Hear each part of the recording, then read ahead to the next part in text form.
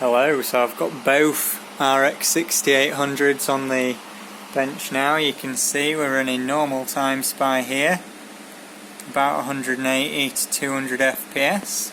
This is on GT2 just at the end. So we've got the MSI card at the top with more power tool on it, and then the bottom card's just standard. More power tool doesn't make that much difference on 6800s, so should be okay. I've topped up my water loop as well. As you can see, I've got some bubbles going through here because the water level was getting a bit low and the pumps were sucking in a bit of air, but that should be sorted now. You can see the temperatures are only 81 instead of 94 or 95, which it was last time, because the block has been unblocked. And you can see we're getting these crazy scores, over 30,000 points, which is bonkers. 33,000 on the graphics and over 20,000 on the CPU. And yeah, I'll just validate that online so you can see. There you go, valid score. Says it's better than 99% of all runs, because we've obviously got 2 GPUs in Crossfire. On a 10980XE we are running just 18 cores, 18 threads again at 5 GHz, and we're running the memory at 4000 C14 again. Now if I go to the results thing and just type in RX6800, hopefully that will come up. Time spy. So there you go. You can see I'm number one there. That's with any processor. Obviously this guy down here is running 2 cards as well, but he's only got a 5800X, so bit of a disappointment for him. He's getting wrecked on the CPU score. You can see that's the first run I did there. Now I did a second run and literally got 1 more point overall, and this is my 3rd run so far. The cards are already running pretty quick though. So that guy's got a pretty funny name, and he's from the UK. I don't know who that is, but pretty legendary. Yeah, no one else has got a 10980XE by looks of it. 10900Ks. Oh, that guy's there's got a Threadripper look. Oh no, that's just a 3900X. I thought it was a 3990X. Oh, there we go, there's an X299 CPU, but clearly his CPU score's not very good there.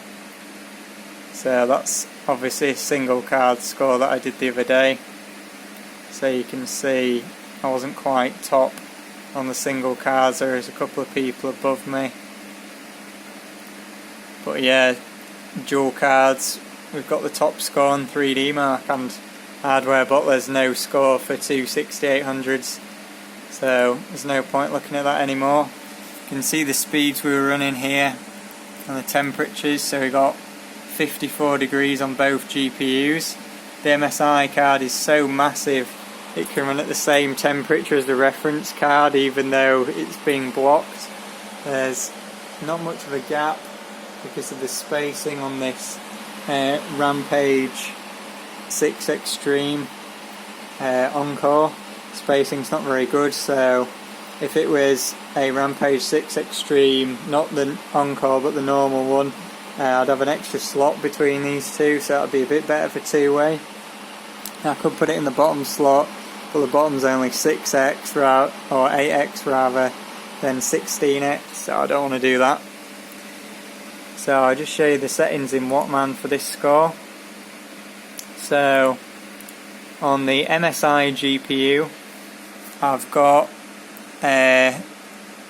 2515, 2415, and then on the memory we've got fast timing 2150.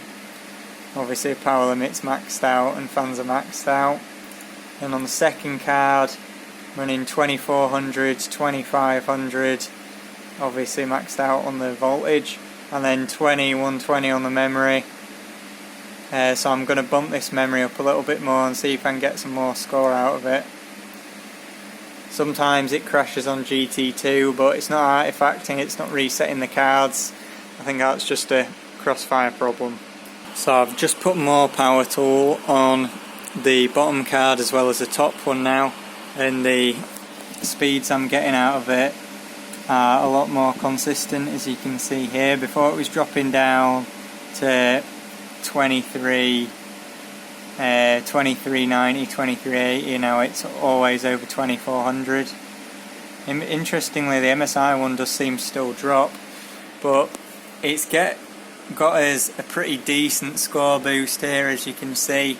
We've now got over 35,000 on the GPUs, which is pretty epic, and 31,000 overall. So I've hit a bit of a wall again here, getting both cards up pretty quick, but I can't seem to get much more than sort of 31,800, getting 31,790, 31,810-ish, pretty consistently now. It is varying a little bit, but not a lot. So I might move on to Time Spy Extreme now, we'll see. Might run this a couple more times. Now moved on to Time Spy Extreme. You can see here I'm getting about 17,100 on the graphics score and still 12,000 on the CPU score. I've re-enabled the hyper-threading and dropped it down to 4.9, and as you can see that's good for an overall score of 16,146.